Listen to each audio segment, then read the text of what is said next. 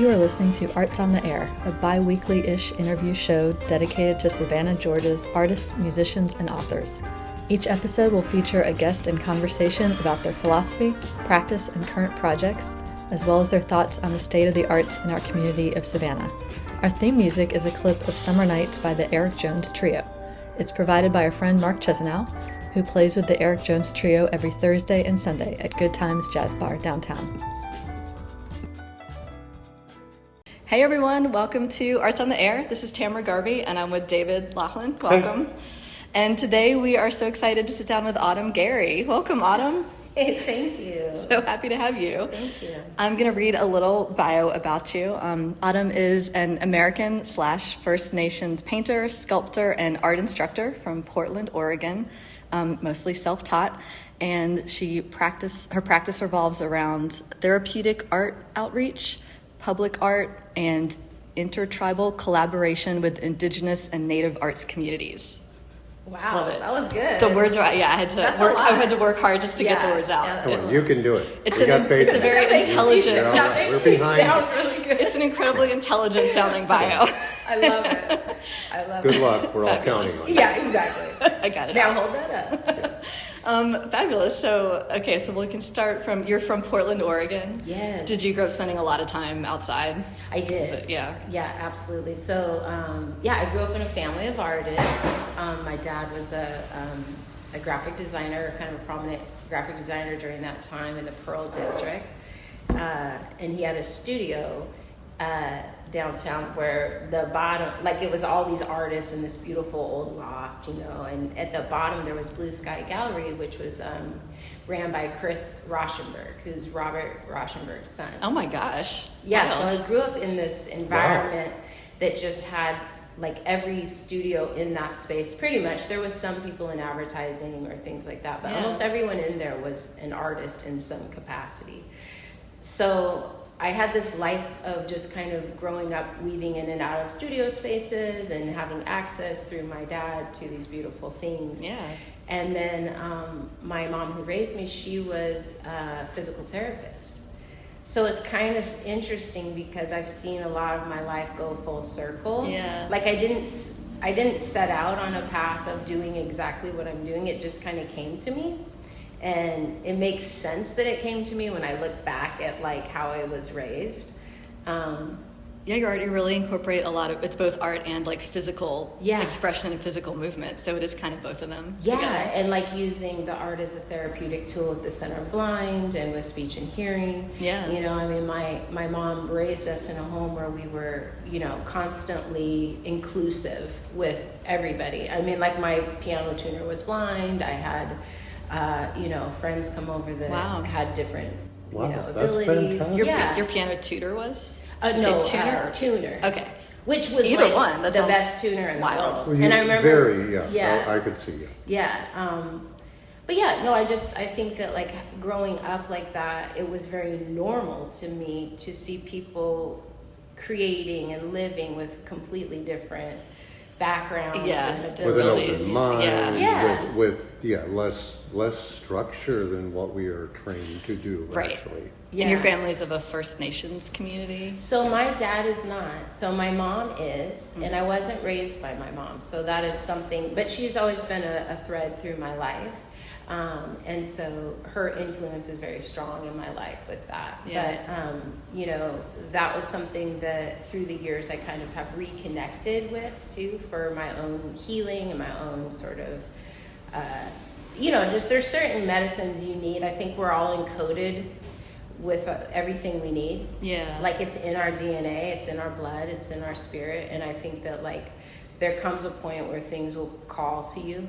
Yeah, and you just answer the call kind of thing. Yeah. And everyone's on a path and it's different for everyone. But for me, that was necessary for me to reconnect. And given enough with long lengths of time, your relationships, things ebb and flow and come back around. And absolutely. Things change a lot. Yeah.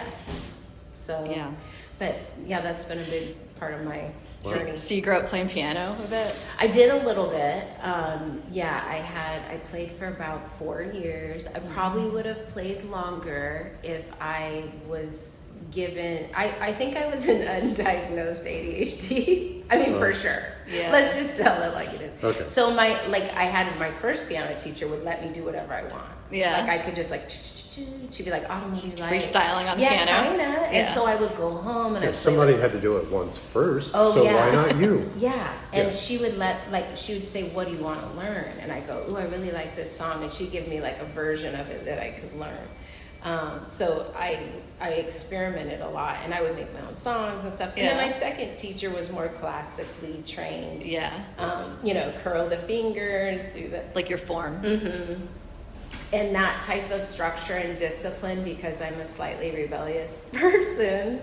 Not that it wasn't good for me, but I do think I sort of lost interest. Oh, interesting. Okay. Yeah, because Because it was too structured. It was too structured for Yeah. the way that Yeah. I am. Or I guess if Yeah. you thought as you're getting older, it's probably going to get more and more serious and more geared toward It like felt that recitals way. and things. Like it's only Yeah. going to be going more that direction. Yeah, because it was like, the recitals and I was like, I Yeah. don't think that's me. I think I'm the one that just wants to like. But there are the make competitions you could join. Right, and Right. I wasn't a very. I guess my family says Right. I am competitive, but I don't think I'm competitive in the way that is like that. No, Yeah. I understand. It's a different type of competition. You're More competing my- with yourself. That's it. Yeah, Yeah, you're Yeah. just That is trying to non-traditional gain for piano. better knowledge and craft of your Right, craft. right.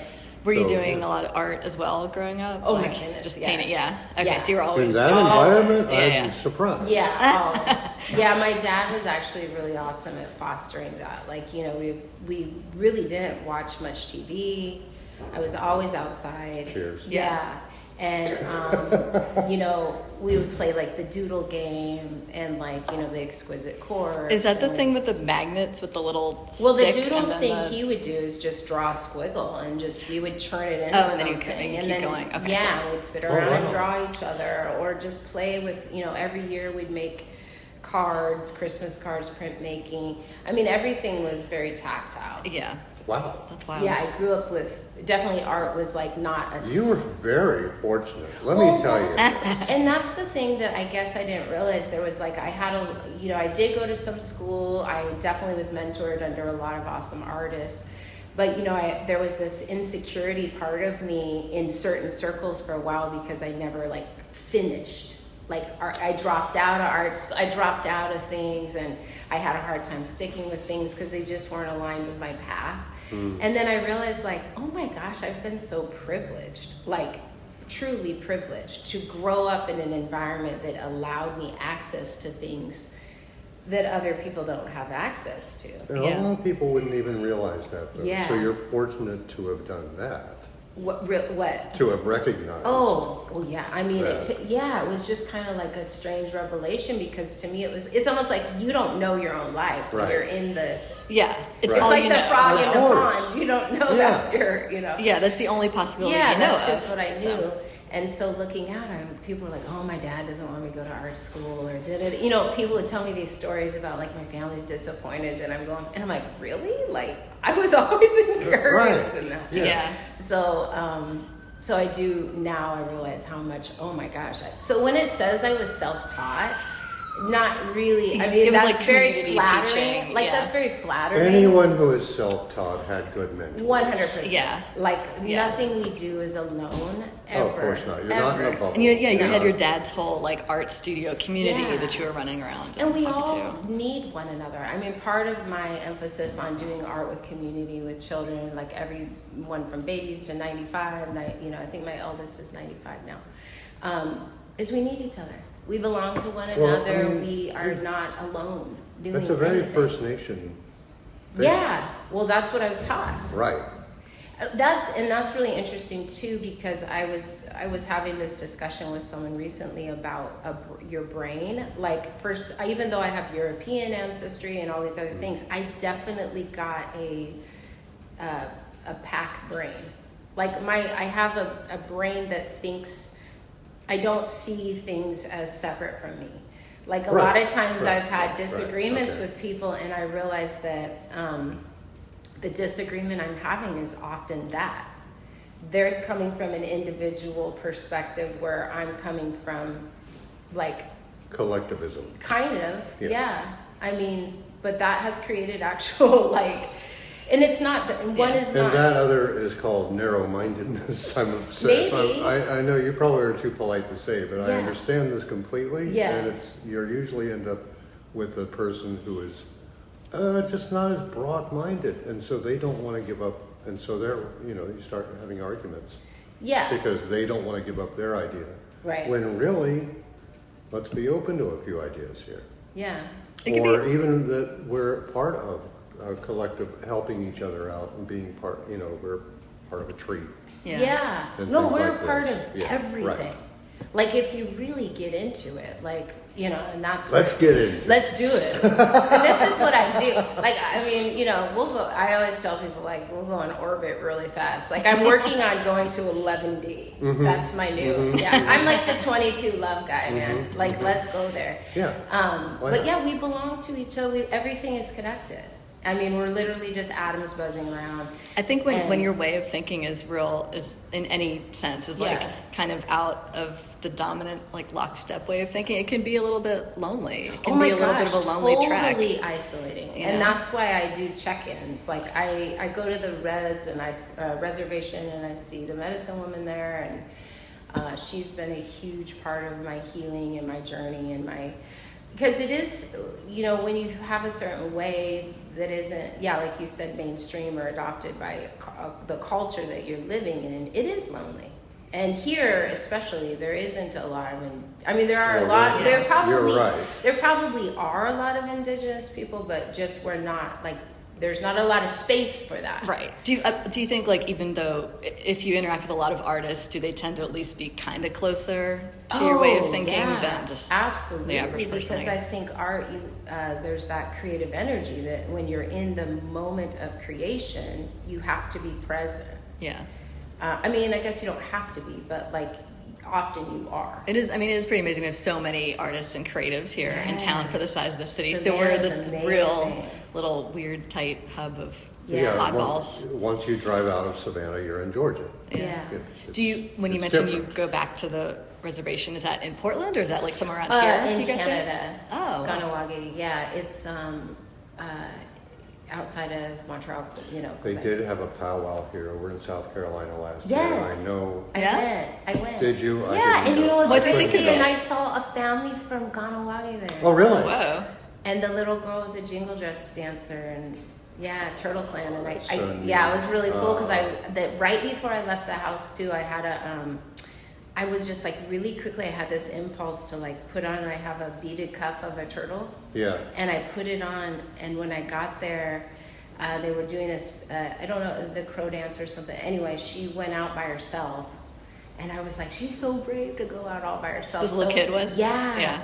So when she was done, I just felt like the spirit was telling me to give her the bracelet. Did you? Yes. God love you. And That's but it great. was, it was just so cool because it was so perfect. It was Yes. like I hadn't even really That was- thought about right. putting it on. It was just everything was meant, like the 222 today.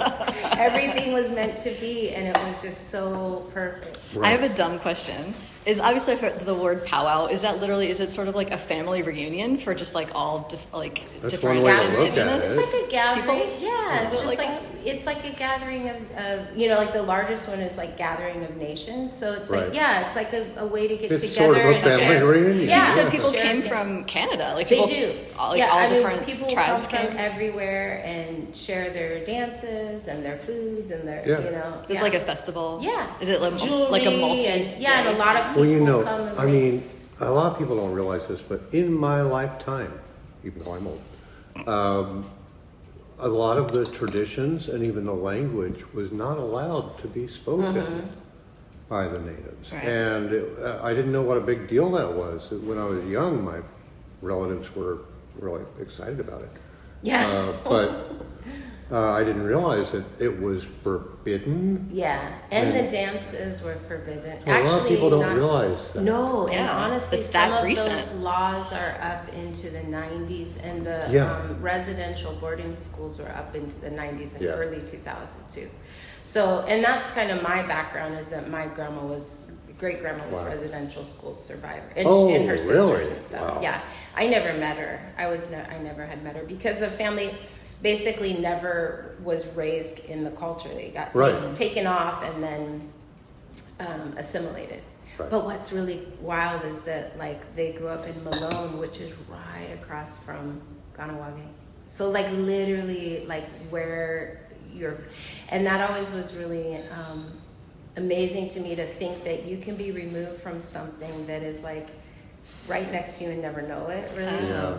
You know, that is wild. Because more you of get a, so, more of a it's like a shattering hearty, illusion. it just, my heart went like, whew, because it's so close, What a small but world, it's so yeah. far away, right? What is it? It's called Kahnawake? Yeah, Kahnawake. Is that a specific, like, how did you end up there specifically? Is it a really big, So when wide-ranging thing? it's kind of the origin of a lot of the Mohawk people. So when we were my mom was trying to trace back like where my grandma was probably from, it was either Kahnawake or Akwesasne. And it made the most sense that it would be Kahnawake because of when she was born and kind of that everybody kind of, Kahnawake is older.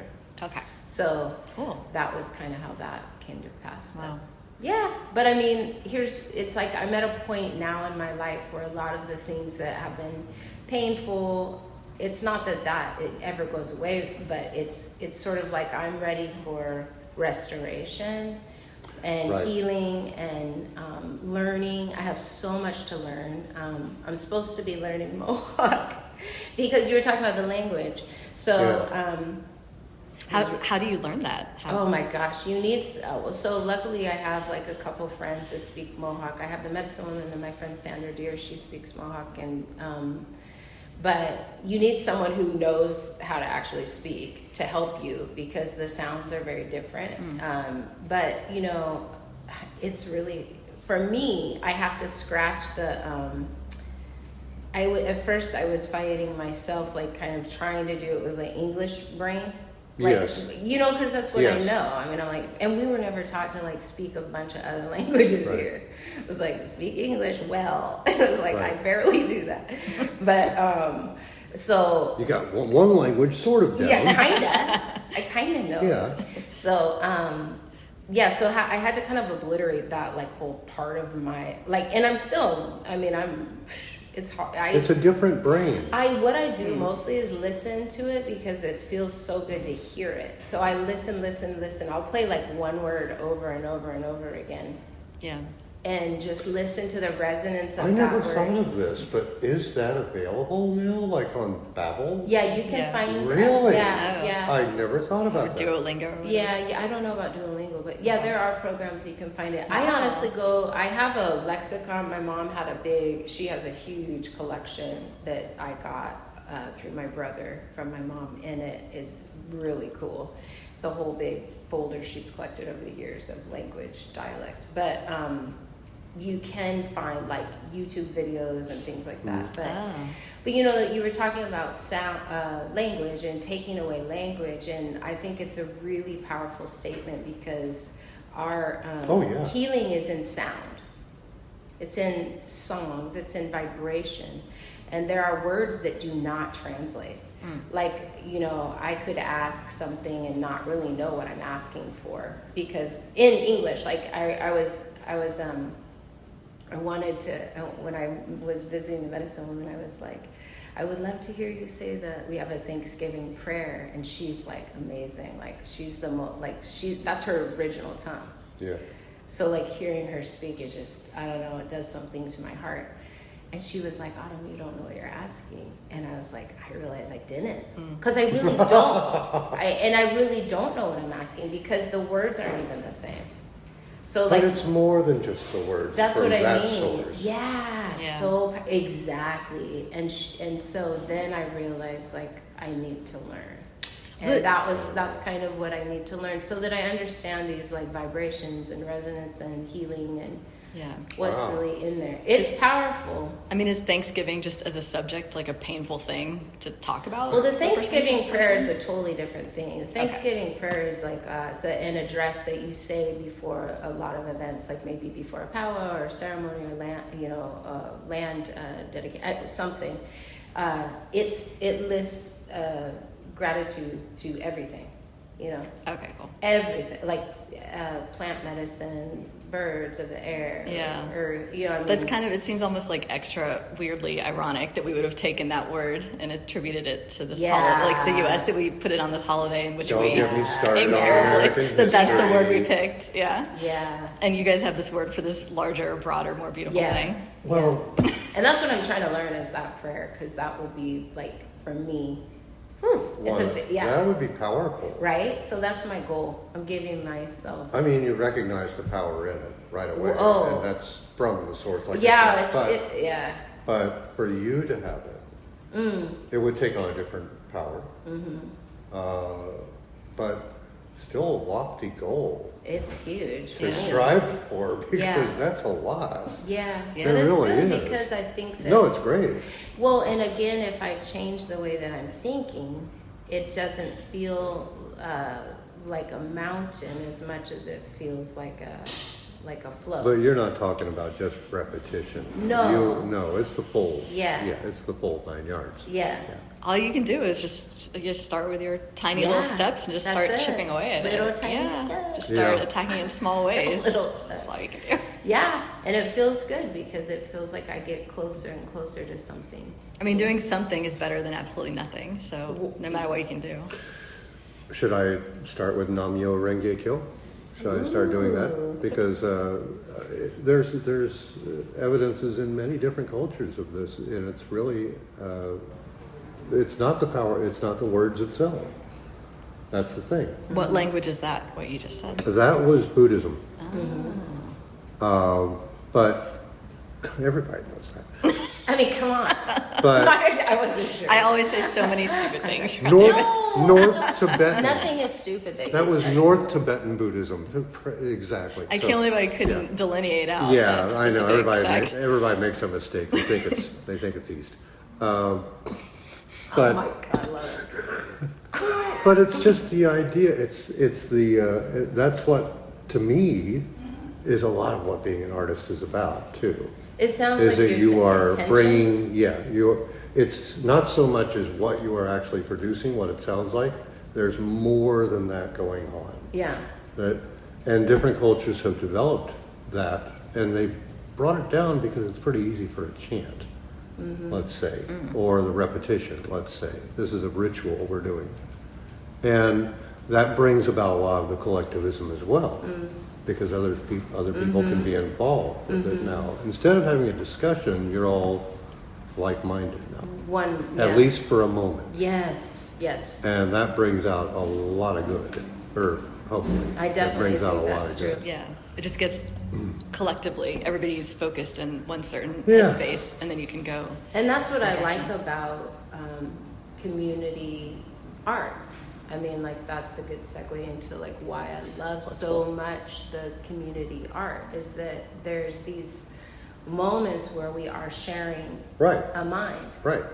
And that is such a powerful thing. And I tell people that all the time because it's such a hard thing to describe, because it is literally a moment that happens. It's not something you could ever. Yeah, It's like you're you making don't try to some- latch onto it, and you don't No. try to keep it. Right, It's no. just- Document. But, And you're all making it but, together, and if it all works out, it happens sometimes. Yeah, That's you all know.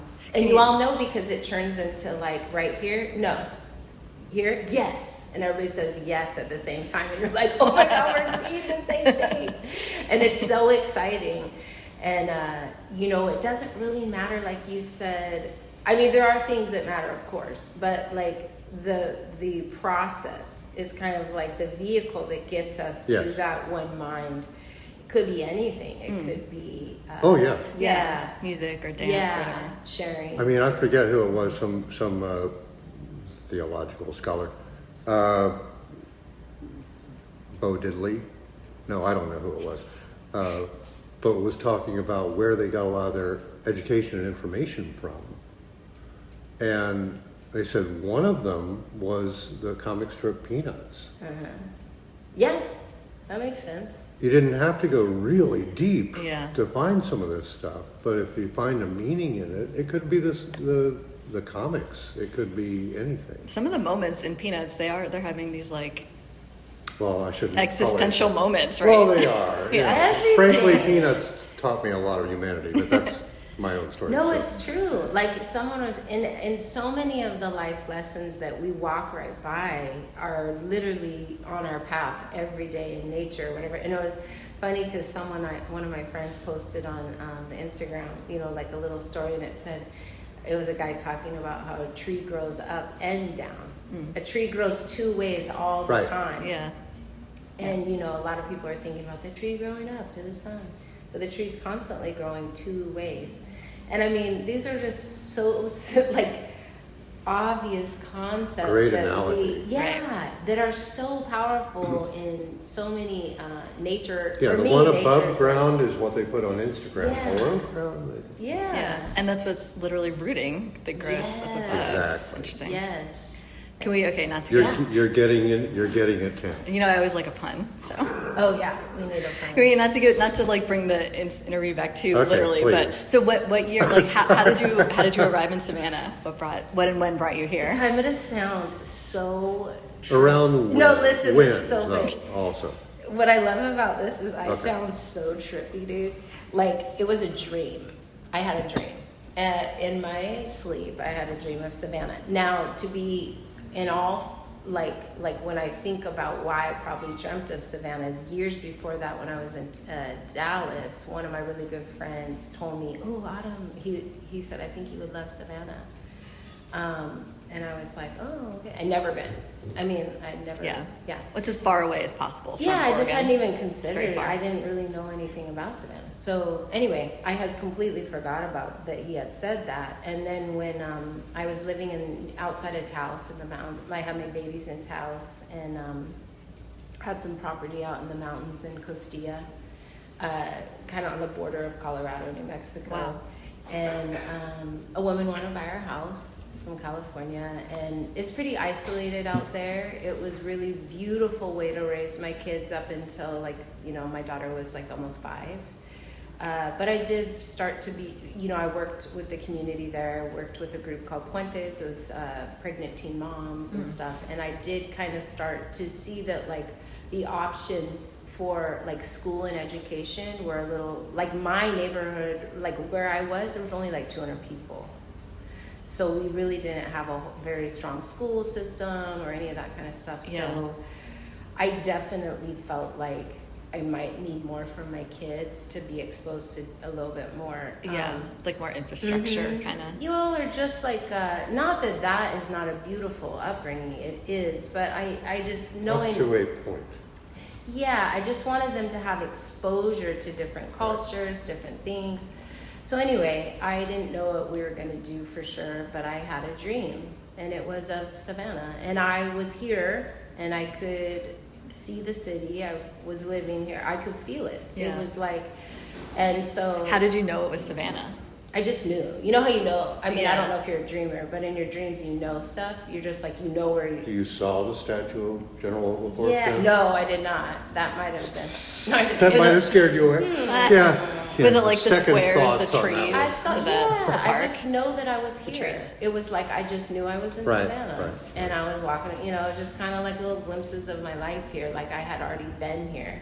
And so I was oh, that's where we're supposed to go. And so... Let me just say, because it was like Charleston, but better. Right. yeah. She's not Keep as, that. Yeah, keep that. Someone said she's the soulful sister, not the snobby sister. Someone told me that. Charleston's the snobby sister. Yeah, I'm not bagging Charleston, but that was Yes, you something are, but someone that's told good. me. That Keep was that something. too. Someone? Oh no, someone told me that. But so luckily my husband, I've been a dreamer my whole life. He's known me since I was 11. And he's seen how my dreams pan out. So he was okay, seriously. Oh, we're doing that now. Yeah, okay. And Okay. I look back and I go, that was pretty cool how he was just all right, let's load up the truck. We looked like the grapes of wrath, we Oh my put God. everything on the Oh my truck. God. I had my Was it- bird in the front seat. What type of bird? My birds. Luna and Sol, they were little cockatiels. Oh my God. Oh my God, they're so cute. What's that TV show from the 50s or 60s with the huge wagon with stuff Are you coming talking on? Yes, about yeah. the Beverly? Yeah, Is it the Beverly Hillbillies? Yeah, that's what I Yeah, imagined. it was pretty Pretty much like Okay. that. Yeah. And yeah, like You was, load it like, all up in hanging your off truck? the back of the truck. Like, yeah, but So what year was that so you we got had here? no I house. like the Grapes of Wrath. That was analogy 17, better, but I didn't think I would get that. 17 so you're years right. ago. Okay. 17 years ago. I can't remember. Was that like 2008? I don't do math. God, which of us? All three of us struggling. Why did you phrase it like that? 17 years ago. None of us can handle this. I know. I think that's about my 2008. brain. No, I'm just kidding. No, I think you're right. Is that right? Let's just say Okay. you're right. Yeah, you That's could- approximate. I lived here at that point too. Oh, so, yeah, so it was like the cool. different, Nice. that era of Savannah. It was different. Yeah. It was a little different. It was a lot less, Yeah. much less tourists, Yeah, and a not lot as less many. trading. Not as it many wasn't- buildings. It wasn't being profiled in like bridal magazines and Right, travel right, magazines right, and things like right. that. So You're interesting. back when it was cool, man. Yeah. So you're right. So you have all these different like cool, different, distinct projects you've done, but I really wanted to talk about the Savannah Center for the Blind and Yeah. Low Vision. Okay, Yeah. How yeah. did you start? So with your work with let's them? see. I think I've been working with them for almost like 11 years or something. Okay. I can't. Again, we have remember to do the exact- math. Wow. Yeah, I don't math. It's just like one. No, but I started still, doing outreach with that's the impressive, museum like still. 11 years ago. I think it was. Oh, So like with the Telfair with Museum? through the Telfair, Cool. yeah. And then because of that, I sort of like have formed relationships, obviously, Sure. with people. So a lot of times I get called outside of the Telfair Right. to do, which is why I've sort of remained an independent contractor, so that I have that freedom if someone wants me to do Had you something just outside. reached out to someone at the Telfair and you were like, I have things to give, like I have skill? What How do happened you with even? that? I'm so fascinated by this. Oh my! So this is my whole life. Okay, so everywhere I've lived, even in I lived in Brooklyn as well, and I did too. oh my gosh, look at us! Wow. 22 love, 22 love. Yeah, like jobs have honestly like just kind of come to me. Yeah. And I feel very thankful for that. But like, I feel like I've literally had people just say, hey, I think this, would you be willing to do this? Do you want to do it? Does this feel like a good fit? And I usually just say yes if it feels right. Yeah. So, So the Telfair was like looking for ways yeah, to I get had out in the community. actually worked. I had started. My friend Martha was there, and she was in the education department. She's actually a really, really cool woman, and she's a native. She's Apache, and she had been.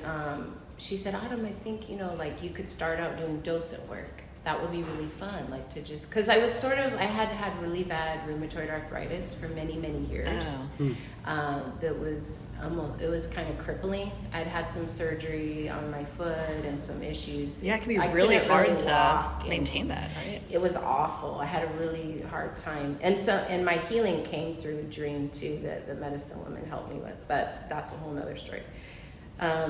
But anyway, at the time, I wanted to do something. I was like, I need to do something so that I get out of bed. I'm not just like in pain. And, Right. and so Martha was like, why don't you docent at the museum? So I took the docent certification. I did that, and I enjoyed it a lot, just being around the art and community. And then I was asked by Kit Bradley, who's the studio programs manager, if I wanted to assist in a workshop that Betsy Kane was doing. Wow. Years ago. All these longtime Savannah people. And Yeah. so I did that and loved it, and somehow that just spiraled into a job for me, doing like open studio stuff and outreach. Yeah. Yeah. Wow. Yeah. And at the Center for the Blind, you were like, Oh, you I'm and sorry. the, oh no, so you and the students, you were like collaborating, and you did these metal sculptures. So and the they had this sculptures garden. happened over time because I keep in touch with them a lot for like events and things they're doing, and we had they wanted to do something, a sculpture always works the best with the blind, I think. I do have a couple like painters. Maggie, she's amazing. She's a painter. She'll use her finger and paint, and then go to the next part and paint. Oh. And, kind of. Like And we have trace these along. we Yeah. have these really cool ways that we can like also help with color and Wow. like we put things in cupcake tins and there's a lot of little tricks we use. But the sculptural aspect happened where I was approached by Leslie and Lois, and they said, would you like to make a sculpture for our center? And we wanted to use the participants as well. So what I did is I went in there, had them make shapes out of wire, like aluminum wire, and the shapes were to represent a story of their life. So something that kind of came full circle, because the shapes had to close, so they had to loop. So it was like, what is something you've gone through that has like a beginning to an end? And what does that path look like as you're building it? So each one of them has a little story, basically. That's great. Yeah. It was really powerful. And it, you know, it's like when you look at it, I kept all the shapes very flat, almost like cookie cutter, because we had them laser cut, or not water jet cut, I'm sorry. Are they like steel? Sean at Precision Metal cut them. Yeah, stainless steel, so that they can be touched.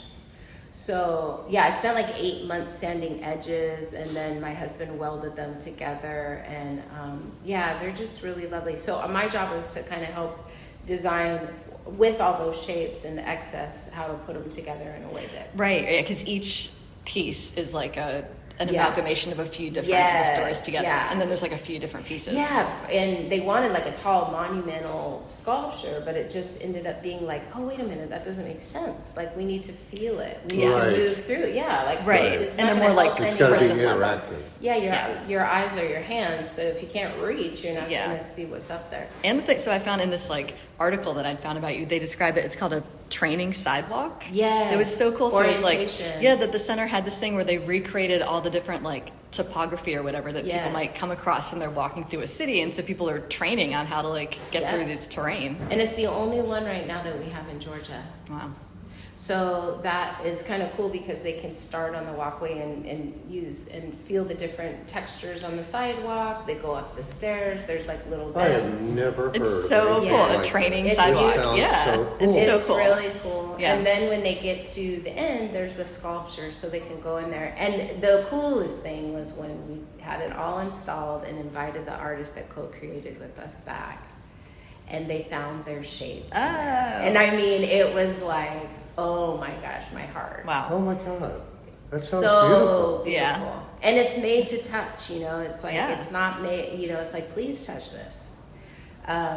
So yeah, that was a really It's an amazing lovely- project. Yeah, and I'm Where supposed are to we? do it. Start again. Center Start all over again. Wait a Savannah minute. Center of Blind and Low Vision. Where It's is on that Cornell, located? On Cornell. off of Waters. Oh, okay. So it's just south Kind of side. behind like Bethesda, you know where Bethesda, if you take Cornell, Right. it goes to Bethesda. Or not Bethesda, my bad. What is this I was going- boys' school? BC. Okay. BC. I mean, I know Waters. I don't really know these Yeah. other smaller roads. I get BC and Bethesda mixed up. But yeah, it's a beautiful center. And I mean, it's like family. Like they're literally like family to me. Do you? I mean, yeah. it's amazing. And you and your husband, I guess you collaborate a lot on these metal pieces. Yeah, we've been and then me doing this show right now, coming up the 912, my whole, so it's funny, this is full circle of what we've been talking about, is the show is called Of One Mind.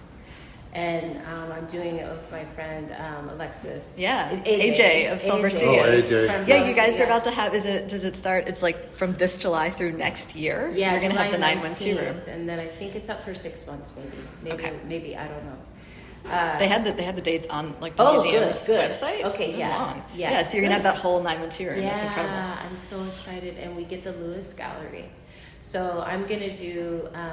I'm doing a few sculptures for the terraces outside too, That'll be fun. because I really like sculpture outside. Yeah. I'm a huge fan of what happens when you interact with the sun. I believe sun is like life. Energy. So like I really wanted to, I was so thankful that Ansel said, how do we have terraces? And I was like, oh. So I'm like so thankful to her because she just really made this this amazing opportunity. I know her. We play pickleball together. I love her. Anso and I. Yeah, she's an amazing human being. And so that's going to be cool to have. I'll have 4 pieces out on the terrace, and then inside we're going to have a collaboration. How did you and AJ end up doing this together? Did you decide on it first and then you approached Yeah. the Telfair? Okay. Well, no, Ansel approached me. I had talked to her about different things. I mean, we just were talking, and then she asked me about it. And then, I felt like so much of what my heart is about collaboration. so I really wanted to bring AJ in. Yeah. Because I also feel like AJ is someone very similar to me that is often facilitating for others in the community. Like, I mean, like if you call AJ, he'll help you with anything. And he has a similar heart. Does he have a truck? I have a truck. He's so. going to have to help everybody move Right. now. He does help everybody move. Right. No, I mean, for real, he's one of those kind of people that like just he makes things happen. And then he had started Soy Como Soy, and he, you know, it's a Latin and indigenous I can't wait to art meet this guy. collective. You're gonna, you know him. You know it. Yeah, he's kidding. That's how I found you, was through the Soy Como Soy Instagram. Okay, yeah. So I just feel like everything he's doing for the community, and you know how it is when you're all constantly like facilitating things, a lot of times you don't make that time for yourself to create. So I felt like in the spirit, for whatever reason, he was the first person. Oh, so you wanted to like give back to him by including Well, I just him. thought of him Yes. immediately, and so I said, would that be something you would want to do? Yeah. And he was like, yeah. How do you do like a collaborative sculpture together? How'd you do that? So what we're doing is, because I know the way we both are and the way that we work, he's creating almost like a sky world, and I'm creating like an earth world. Oh. We're exploring a lot of themes of duality and oneness. So it's called Of One Mind, and but like I'm sort of doing like the feminine. I mean, everything is feminine and masculine, but like I'm talking about like divine feminine, divine masculine, all that kind of stuff. And Earth so, and sky. yeah, that's what I'm saying. Defines. Yeah, so I'm doing the earth world and he's doing the sky world. And so the pieces are going to have these almost like what he's calling, I'm creating these pieces from the ground that are almost like my rooted pieces. They're figurative, anthropomorphic. I'm very inspired by like little doodles and drawings that I do. Little automatic drawing. Yeah, and like little cave painting. I've always loved petroglyphs and cave paintings and some of the old, like just the forms of art that are just really, I don't know, there's just something in there that I feel like it's just in our bones. Yeah. Like those shapes are in us. Almost like when way children draw animals, kind of. Yeah, because it's basis. I feel like that is almost the most refined art you can do is the art that's the most simple. Because if you can reduce something down to like 4 lines, like a 4-year-old is a genius. For real. That's a good quote. Yeah. Actually. It's true. Well, I was just thinking that a lot of the cave paintings that you're talking about were used for storytelling. Yeah. And it was, even though we could say it was crude, you know, a bunch of deer or bison, you know, running across the plains, we could tell what that was. Yeah. And it made its impact. Yeah. Long after the story is gone, really. Yeah, it did what it set out to do. And Right. told a story. But when you consider, like, some of those places in France where they had the cave, where they were there for what? Like Lascaux. How many thousands of years that they'd been there, and so far underground. They really had to dig down to get into the caves, and it's just amazing that survived it all. I always loved those things, and you could imagine what type of stories that might have been involved with them, or it could have just been a representational thing that they wanted to show what they were doing. I don't know. Right. But it's like you said, it was so basic, but it still got the message across. Well, and I'd like to change the narrative a little bit, that it isn't crude, that it isn't, I mean, there's a simplicity to it, but there's also, I mean, look at how it's resonated, like, with us now. And I think that like a lot of the narrative that's been taken, just like taking the dances and the music and the language, is also saying, oh, look at that, those simple drawings. Look at those crude. I hate to say that too. I know what you mean. No. And I know what you mean. Right. And I know what you mean too, because it's hard to talk about because we don't have the language. Right. If we had the language, we would have different words, but we don't. And we've adopted a type of thinking about art that comes from a very colonial mind state. Right. And we've all been taught that. Yeah. I mean, if you live in America or anyway, as soon as you go to school, they teach you to draw on the lines. Well, they teach you how to develop or how to be. And But like you Yes. said, that like conceptually, it's very sophisticated. absolutely, Yeah. there's Yeah. something like completely. I mean, and when you look at the structures, they're all created to align with the sun and like the moon cycles, and like the light will hit the cave and make a spiral, and you're like, what the? Also, it's like incredible to think It's that people genius. drew it however many eons, thousands of years That's ago, what I'm and saying. then we still can get it right No, away. we're Like that's going incredible. back. We're going Yeah. back to find the medicine that we buried. Right. That's all we're doing. We're going back now and realizing the knowledge that always was. Right. And we're unearthing that because we've got to a place where we realize. Well, I was just always fascinated with the aspect of who drew something first? Who came up with Right. the idea to even do that? To take a burnt piece of charcoal in the end of Yeah. a stick Yeah. and put it on the wall and make a shape. And coming back to finding out where things originated from, I've always been fascinated by that and who made the first guitar, Right. things that where that Yeah, came like from, any- the lute or whatever. The origin. The original stringed instrument, for Yeah. instance. Where did the very first one, and I have a bad theory about that. Oh yeah, Ooh, now I a wanna bad know. theory. Well, I was thinking that they were sitting around the campfire with a beast on the fire, and the tendons during the fire may have plucked, Oh, they snapped. and one of them may have noticed, and then started, let's see what happens if we, where do Make violin strings, strings yeah. come from? If we make strings in different shapes and pluck them. Because and it did that's- come from sinew. Yeah. Yeah. And so that's Interesting. where the first musical Yeah, instruments that's your came. grotesque theory. That's my grotesque Yeah. theory. It may be grotesque. I love for that some. it's like around a But- barbecue. Like a Well, cookout. yeah, It's they're like all- a cookout, man. Yeah, and then they all And start then the playing. music yeah, I dig it. Is that why there's always some guy who drags a guitar to a cookout? Yeah, Or a exactly. violin. if- There's always music. Or something, yeah. love very I feel few- it. It's innate. He's Very like, few I feel that people I need to have a take an string oboe instrument. to a fire. That's so true. A lot of them throw the oboe in the fire. That'd be kind of cool, though. I'd like to, if someone brought an oboe to a fire, please call me. Oh, jam. sure. Why Yeah, not? to jam Yeah, out. I'm all on I my wanna be way. there. I'm up there. Like But- Peter and the Wolf. That was my favorite part of Peter Oh and my the God. Wolf, was when the oboe came out. Peter I was like, and the the Wolf. duck. Wasn't that the duck? The What a oboe? good I think memory, so, yeah. Peter and the Oh Wolf. Yeah, my that God, was I my forgot all favorite. about that. Wow.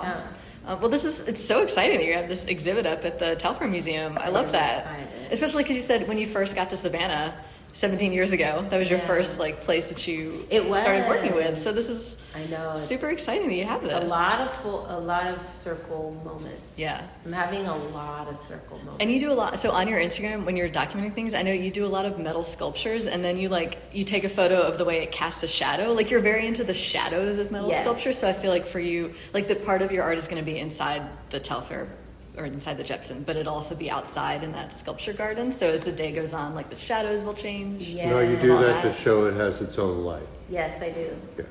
Yeah, the shadow is a really important aspect of sculpture to me. Like I feel, it is. Yeah. It is to document its own life. Yeah, I love Yeah. a lot of your documentation is about the cast shadow. It's Yeah. they're really cool looking photos. Yeah, the We'll obviously shadow. I like that promote your aspect. Instagram. Yeah. Yeah. A lot. And in the exhibition, we're going to have lighting.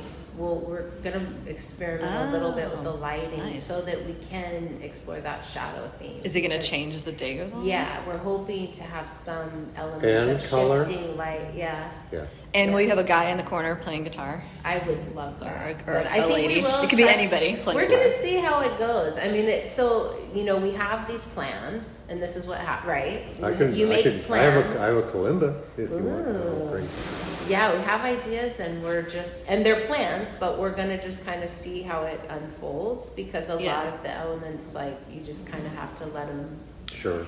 Yeah, you have the atmosphere, and then you see what it wants to be. It's cool. Yeah, So and I know we'll see. it sounds like the show's going to be up for many months, so you'll have Yeah. time to try things out and Yeah, change it, which is wild. It's like that's a living, true breathing too. If show. something didn't really, Yeah, you can just try different things. Yeah, and making this show. What an has been- opportunity again. Oh my gosh, yeah. Wow. I feel very, very thankful. You are, That's yeah, very cool. that's wild. You've got a lot of power going You on. have a lot going on. Can you talk a little about at the Telfair? You do these like day camp classes over the summer for kids too. Summer camps. Yeah, I do. So I teach. I don't know what they have it called right now, like art with the pros. I don't know if it's like these half day painting and drawing camps. Yeah, basically we make art. Yeah. Oh my gosh, we have so much fun. And my summer camps are really fun because they may have some type of a structure to them based on whatever.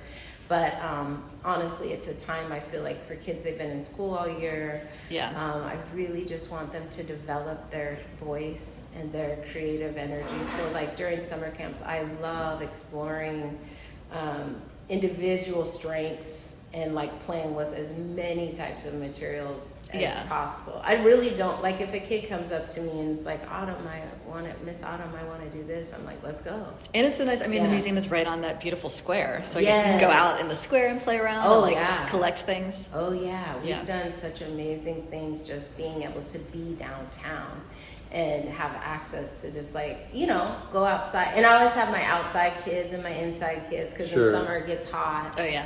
So I'm an outside kid, so I try to encourage all the kids to take a little break and get a little sunlight, and even if we're sweating. That's nice that you have space though for the kids who are more indoor children, the ones who like the AC. Yeah, so I usually, we have. All right, so everybody listening, I get the feeling you can that send you your would be kids. one of the inside kids. No, I'm Ambi. I'm Really? inside. Okay. Yeah, It's okay. And some days, maybe you want to be inside, and other days. Okay. Yeah. David, don't box me into No, inside. It just Don't popped make me in- an inside kid. Just suddenly popped in my head. I keep that talking about maybe- pickleball. You know I go outside. You're right. Pickleball resolves everything. Right. I forgot. Oh, I wanted to ask about the teaching. Did you? It's a whole different art form to like have something that you know and to synthesize it to other people and especially to kids. And I didn't know if that was ever hard for you to figure out how to teach it, and if like over the years you've like changed up your approach and how you do it and everything. Oof. Like lessons you've learned of how to actually impart knowledge to children, because that I'm seems like a sure whole I've art learned. form. Yeah. I must have learned something. I must have. Because some people are really good artists or writers or whatever, but Yeah. Oh my God. not teachers. So that's what you've been doing it that for. Well, with That's your an interesting background, question. you I were don't- very loose growing up with Yes. with your learning. Yeah. And so I imagine you approach it as to find out. I imagine it's a symbiotic relationship is. with the students 100%. about what they want to do, and okay, let's explore to see how you can do it. Yeah. Right?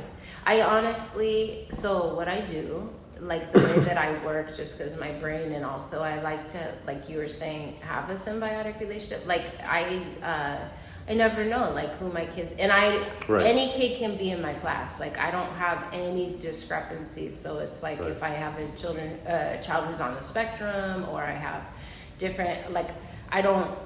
It just, when I come into class, I don't even ask. I don't want to know. I just will wait. Whatever happens, happens. Yeah. So we just kind of like wing it. I mean, to tell you the truth, I wing it all the time. But that's because like I feel like there is an energy that happens every group of kids that is completely unique that I don't want to miss by having too structured of a plan. So I say I have a lot of ideas. And I will have ideas, like I'll go to the beach and I'll write all these ideas I get. Like I'll go, oh, we could do this, and we could do that, and we could do this, and we could do that. But I don't have any structure. Like if you're hungry, you can eat whenever you want to eat in my class. You can do, if you need water. I mean, I don't have like, I want people to be as authentically who they are as they possibly can. So it's a really different experience for them than when they're at school. Yeah, and I think some of it might be a little overwhelming to have that much freedom sometimes. Right. I have kids that are really hard on themselves because they have a lot of ideas about what they're supposed to be doing or how they're supposed to be behaving, and I think maybe that's the flip side of my teaching that could be a little challenging for some kids, is that like they get a lot of freedom to figure out who they are in that freedom. And if I feel like I see someone getting overwhelmed, then I definitely will give them more direction. Yeah. Yes, I know a lot of kids have anxieties. It's Yeah, too bad, a lot of kids have anxieties, and unfortunately we have a lot of performance issues. And I've thought a lot about this too. I think with the development of technology, there's some really great parts of it, but there's also this idea that things are supposed to be perfect Right. You know, if I can go on my little iPad and make a perfect thing, and it can like fill and gradiate and do value. And you can do undo. Oh, and you can just undo hit a button it when and you undo don't it. like it and it's clear. Right. You know, that's very different than when I get out some oil paint and I made a muddy mess. Or charcoal, and I don't like what I did. You know, I can't just push a button and it's gone. Yeah. So that does create a certain type of, there is a psychological relationship with that. That some of them are going to beat I have themselves the up a image bit. of you surfing, Oh my gosh, I love the water. which, well, I mean, in a teaching sense. Oh, that right. Yeah, that's cool. Instead of, having it also structured, we have the ocean, we have a wave, but we're going to surf the wave instead of, getting in a boat and telling us where to go. Right. Fighting the make wave. sense? Right. Yeah. Or, and sometimes that wave comes and you're not ready to take it, you can dive under it and wait for the next one. You know That what makes I'm saying? sense too. Yeah. Oh, this is a nice metaphor. Yeah. That's So just there's in it. not a lot of, I do my best to, at the same time, I do try to encourage growth. So I wouldn't say like I had one of my kids go, "You're always pushing me to do better." And I was like, well, That's a shame. gosh, I'm sorry, man. Nobody else does I'm that. sorry. He goes, jeez. But he's so, like, you get those kids that are just so freaking talented, and you're like, oh man, there's so much more there. And I mean, everyone is their own, unique. Got their unique Right, talents, 100%. But it's like, I do push a little bit. Like, there is a part of me that believes art is a really powerful tool in self-realization. And I do see it as a healing tool too. So like, it's not like it's all just like going to be fun all the time. I guess it's like any skill set, like That's an important thing to learn. Like there's times where you've got to learn how to fall off the board, get back on the board, how to adjust to the ocean. And when to stop. And when to stop. That's one of the toughest ones, really. When to stop and also take a break. I always call it a pause for the cause. I said, we need to take a pause for the cause. I can see them like, I'm like, oh shoot, tears are coming. Take a pause for the cause. 3 o'clock. Yeah, take a pause for the cause. It's okay, leave it alone. Step back. Right. Get some perspective. Have a piece of celery. Yeah, whatever you have to do. totally. Turn That's an around 3 important times part and of the whistle. art. As you get close to the end, is to take a break and step back and then come back to it, and maybe there's very little left to do. Yeah. Absolutely. Hopefully. Perspective's everything. Yeah. Can I ask you? So it's been super fascinating. We're kind of getting toward the end, but there's this other project that you do that I wanted to talk about, where it looks like you lead these dance classes with seniors. Well, I dance with them. Okay. I You're don't in the dance necessarily class. lead the Okay, lead yeah, the what is dancing. this? But I mean, I'm known to like. You're in the dance. room dancing with I love the adults dancing. and seniors. If you know anything about me, I love to dance. That's one of the original arts. Yeah, is I love dancing. I love movement. So I believe, like, again, we're talking about integrating the arts. I don't believe they're separate. So like, to me, if you have music, you have paint, you have movement, you're creating a synergy, you're creating something. But with our seniors, a lot of times, movement is very valuable. Yeah. Right. Music and movement is very valuable. And right now we're creating And memory. And memory. Oh my gosh, we've had dementia patients that you put a song on and they go from being That's what I'm like, thinking. Yeah. they start moving, and you're like, oh my gosh, Aw. she hadn't moved all day. And Yeah. she moves. Maybe she's moving like she did when she was 30. Yeah. That's your dance. Or you put a brush in their hand and they, don't know what to do, and then you leave for a few minutes and they're painting. They just do it. Yeah. Wow. So, but dancing. So right now the videos you're seeing, we're recreating these atmospheres of celebrating our community. So we have Frank Stewart is in the photography, is in our exhibition right now. So we have he's been doing photography for over 6 decades. So he has a beautiful collection of work. And he really photographs a lot of community and gatherings, a lot of things around music. And so we've been going to the senior centers, the community centers, and recreating sort of a tea party, an atmosphere to sort of hang out and celebrate one another and just the beauty that is our community. And within that, it's really interesting because all the last couple of months, we've had these just beautiful celebrations and just loving on one another and dancing and sharing. And today was really interesting because I went to one of the centers, and for some reason the energy was just totally different. We ended up dancing and singing, but in the beginning, we talked about grief. We cried and we talked about losing people, and it was so amazingly beautiful because that was what needed to happen that center. Like for some reason they all just had this It was the right feeling. thing at that time. It was interesting. It was like I walked in and I could even feel it. No one had really lost anyone right immediately, but there was just this energy that was in the room of needing to address just the heart. Because so often we forget that like life and death are a cycle, hand in hand, and we're constantly like celebrating life, and we're forgetting to say like grief is a big part of life too, and honoring a place to grieve is really powerful. And so we had that moment this morning. It was like, oh my gosh, it was so beautiful. Well, that's why it struck me when you said that you you went over with each other about grief and letting it out and reviewing and then dancing. Yeah.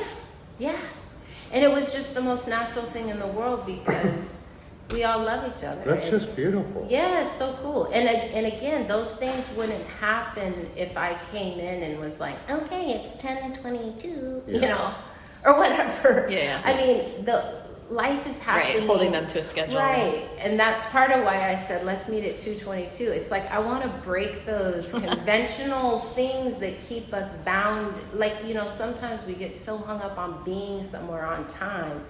Well, we're not even in time. We're not even in sync. Like, who cares if you get there if you're not there? I tried telling that to the judge. Right? They just didn't accept that story. Yeah, they weren't. I don't know. Maybe I didn't present it well. Yeah. I don't know. Look, man. You needed Autumn there to Look, help man. explain that. I was here 2 hours ago. Right. Yeah. Come on. Does the dancing help with your rheumatoid arthritis though? Yes. I mean, so that was a huge part of my healing was movement, and dancing. And I had a dream years ago about corn, and that was the dream that healed me. And I won't get into all the details, but what was really cool is as I had that dream, I also was getting, and I believe in spirit. I know we all have different ways of communicating, but I received like actual, whether people think it's my own voice speaking to me or whatever, I hear what I'm supposed to do, and I just say, I do it. So one of them was to move, to get exercise, to dance, to move. And I could literally feel the spirit saying, okay, you're in pain, but just do it anyway. So I started by doing like aerobic workout classes and Zumba and all these things that had an energy that would kind of motivate me. And, I started at the back of the class.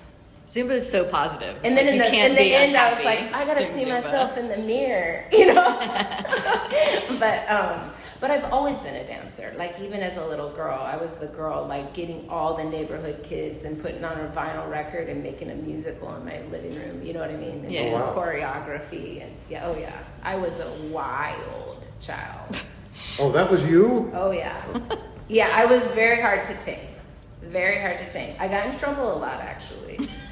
So that's kind of why I am attracted to those. But that just goes back to what you were talking about at the beginning. Yeah. It was part of the growing up, and you were part of the collective unit. Yeah. And you saw it that way. Maybe not everybody else did. Yeah. And yeah, that's true. Yeah. Yeah, in my family was very understanding, but I'm sure that, I got in trouble a lot by my dad too. I think that I was just, because you have to teach, and I could understand, like, I've thought a lot about that in parenting myself and working with kids, is like, there's a difference between teaching manners and changing, like, someone's spirit or behavior. Like, I never want to break someone's free spirit. But there is manners. Yeah. So it's kind of like There's courtesy and kindness. consideration, Right. but that's something. Yeah, it's a good That's distinction. a good spirit should have. yeah. Is some courtesy Yeah. and consideration. And Right. if you So put that's love, And thinking of Teaching. others. Yeah. yeah. That's just teaching. If love is at the heart of everything you do, love 22. Let's go. Okay. But if love is at the heart of everything you do, you're going to find your alignment. If love is at the heart, because you can't be in a space of love and compassion and generosity and gratitude. You can't be there and also hang on to these other things. Yeah. So for me, like I always say, be kind, play, create, and love one another. Oh, is that your tagline? Mhm. Yeah. I've added and love one another. Nice. But be kind, play, create, because that has kind of turned into my little motto when I'm teaching, because it's like we have to be kind to ourselves as well. Like we extend that kindness as we're kind to ourselves, and then we have to have a spirit of play to actually create. Like if you don't have a spirit of play and like being willing to make mistakes and be goofy and not take yourself so seriously, and then the creation can come because you're present. Told you. And then love one another, because in the process of creating, we can also love one another and encourage each other. And you have no idea how many people are hurting. Yeah. I mean, seriously, like there's people carrying things you never know, and it's Cool. not until you offer a space of compassion and kindness. That's where the consideration comes in. Yeah. Uh-oh. Yeah. I'm so sorry. No, it's good. Real I life. forgot I left that Wow, in. that was shrill. Oof. Shrill. I usually, That was a loud one. No worries.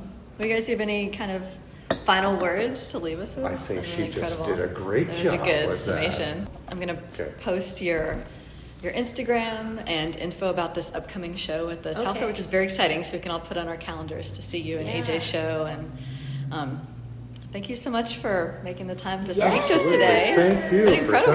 coming in. Thank Yeah, you. you guys, thanks for listening. So this has been Autumn Gary, and I will. We have our Facebook page, Art on the Air, and I will post photos and some links about Autumn and some info. And thank you so much. Thank you so much for this opportunity. Y'all are amazing. I really appreciate this. I really enjoyed this. Thank you My so pleasure. much. Me too. Fabulous. Thank you. Very good. Thank you.